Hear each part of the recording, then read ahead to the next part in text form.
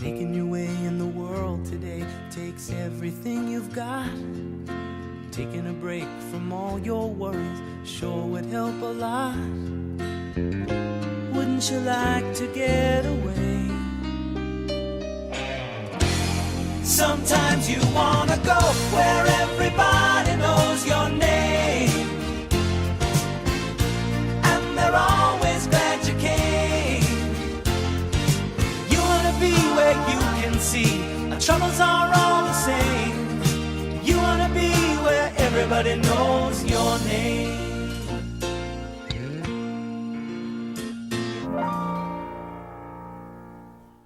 Hello and welcome to another edition of Cheers and Booze.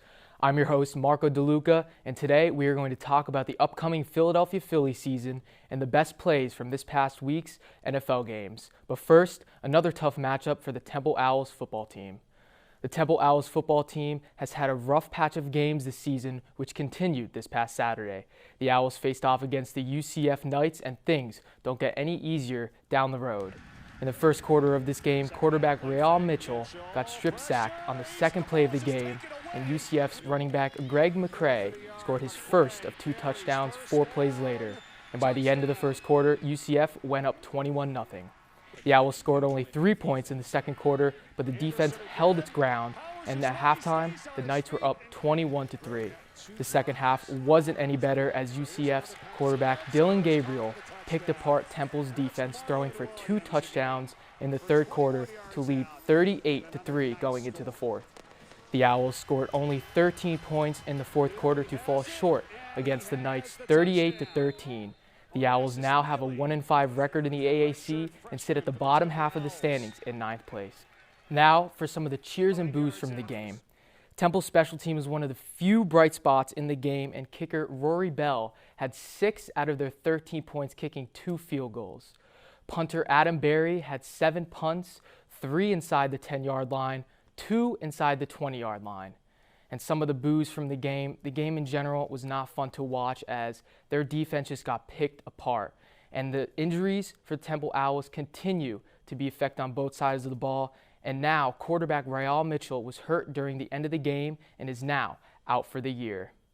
Moving on to some better played football over the past weekend, Cheers and Booze reporter Dan Briglia is here in the studio to talk about more about the best plays from the NFL this past weekend. Hey, Dan. Thanks, Marco. What a week of football it was, with some nail-biters and incredible individual performances. Our first standing ovation is for Ronald Jones, slipping through a giant hole and breaking from the tackle from Trey Boston. He keeps going and punches his ticket for a 98-yard touchdown. The Bucs would go on to win this game 46-23. Our second standing ovation is for Marquez Valdes-Scantling. Good things are going to happen when Aaron Rodgers throws the ball. And this was no different as Marquez uses the referee as an extra blocker, holding off 3 defensive backs who had an angle on him to scurry his way in for the 78-yard touchdown. The Packers would go on to win this game 24-20. Lastly, this standing ovation is going to be for 2 players in one play. DeAndre Hopkins and Kyler Murray. The Bills at the Cardinals in an absolute slugfest of a game. With 11 seconds left on the clock, Kyler Murray, game on the line, steps back as the Bills' D-line breaks through. Murray, playing keep away, ducking, and running for space, launches a Hail Mary with 6 seconds left. All eyes on the football as the throw goes straight to DeAndre Hopkins. Draped with 3 defenders, Hopkins defies the odds and pulls in the touchdown, giving the Cardinals a 32-30 win over the Bills. And that's all for this week's standing ovations. Marco, back to you. Thanks, Dan. And along with those great plays, there were a couple former Owls in the NFL that had a better weekend than the Owls did on the gridiron. Carolina Panthers tight end Colin Thompson had his first career catch for 7 yards and his first career touchdown, but in a loss to Tampa Bay. Denver Broncos kicker Brandon McManus had 2 field goals, including a 50-yarder, and had half of the Denver Broncos points in the loss to the Las Vegas Raiders. And the Washington football team wide receiver Isaiah Wright had his best game of the season, catching 6 passes and racking up 59 yards in a loss to the Detroit Lions. And finally, Arizona Cardinals linebacker Hassan Reddick had 4 tackles, including 1 tackle for the loss in the win against the Buffalo Bills. Aside from the Owls in the NFL, Cheers and Booze reporter Zach Venezio has the best and worst players in fantasy football from this past weekend. Hey, Zach. Thanks, Marco. I'm Zach, and welcome to this week's Fantasy Cheers and Booze. Week 10's in the books, so let's give 3 cheers for the best fantasy performances of the weekend. Let's give a cheer for Josh Jacobs. The running back for the Raiders enjoyed a 2-touchdown, 100-yard day, but for fantasy purposes, he balled out with nearly 30 points. Awesome game for Jacobs. How about another cheer for Marquez Valdez-Scantling? The Green Bay receiver feasted on the Jacksonville defense, putting up 149 receiving yards and 2 touchdowns for nearly 25 points. Having a pissed-off Aaron Rodgers probably helped, but even so, it was a great performance for the young receiver. Final cheer of the week goes to Alvin Kamara of the Saints. Ho-hum, just another 100-yard game to go with 2 touchdown scores. It's no longer a question. Alvin Kamara is the best player in fantasy football this year. If you play against him, good luck. And now for the booze of the week. The first boo goes to James Conner of the Steelers. Putting up a measly 6 points in PPR, the usually solid back has dropped some duds lately. You'd think an undefeated team would get some touchdowns to their star halfback. Our next boo is for Russell Wilson. The Rams must consider themselves health inspectors because they just refused to let Russ cook.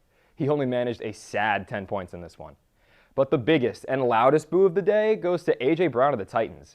He had a great start to the game with a 20-yard reception, but after that, he didn't touch the ball again. It's probably an outlier in what's been a great season for A.J., but a 3-point game gets a hearty boo from me. This was Fantasy 3 Cheers and Booze. Thank you so much for watching. Back to you, Marco. Thanks, Zach. And while we suffered through the cold weather in Philadelphia, Cheers and Booze reporter Jack Byrne is in Clearwater, Florida, enjoying warmer temperatures to talk more about the upcoming Philly season. Hey, Jack. Thanks, Marco. That's right. I'm here outside of Spectrum Field here in sunny Clearwater, Florida, soaking in every ounce of sunlight my lily white Irish skin will allow for. But guys, I gotta be honest. I think we might have scheduled my trip wrong. I'm here, I don't know, give or take 4 months too early. But nonetheless, I still had to put my reporting skills to work, not only to keep my job, but also to look ahead to the 2021 Phillies season. On my journey to Florida, I could have never imagined that a procrastinator such as myself could be too early. Impossible. I had to get to the bottom of this. But since my tweets to Phillies players garnered rather useless feedback, I was at a loss. Was I really snubbed worse than Alec Boehm from NL Rookie of the Year? This was going to be the greatest challenge of my young reporting career. I had to find someone who knew something, anything about the Phillies, but had no luck. Are you a Phillies fan? I like money. Then it hit me. Where could I find Philly sports fans? Well, it wasn't going to be at the beach, but of course, Wawa. We're outside the Wawa in Bradenton, Florida, staking out potential Phillies fans. But until we find any, we're just going to have to sit here and wait. One eternity later. Oh, there's one now. Let's go. Hello. Hello. I assume you're a Phillies fan by your Bryce Harper t-shirt? That's correct. Why do you think that I found the Phillies spring training facility empty the other day? There's a virus going around. As far as like player moves this offseason, what do you think they're going to do? I mean, I see them still dragging their feet on JT. That's kind of bothersome. And drag their feet they have. The Phillies, still without a general manager, have not made any headway in re-signing their all-star catcher JT Realmuto. They also have yet to re-sign shortstop Didi Gregorius.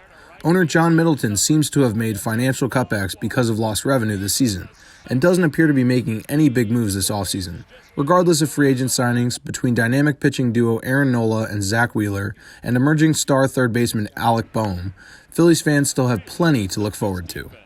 And while this story definitely didn't go quite as planned, I still learned a great deal while down here. And I'm sure that there's plenty of Phillies fans both in Florida and back up in Philly who are plenty excited for the upcoming season. But for now, we're just going to have to wait a little bit longer. Reporting from Spectrum Field here in sunny Clearwater, Florida, I'm Jack Byrne. Marco, back to you. Thank you, Jack. And that is all we have for today. Thank you for joining us today, and don't forget to join us next time for more weekly updates on everything you need to know about the sports world. And that has been another edition of Cheers and Booze. From everyone here in the studio, I'm Marco DeLuca. Have a great week.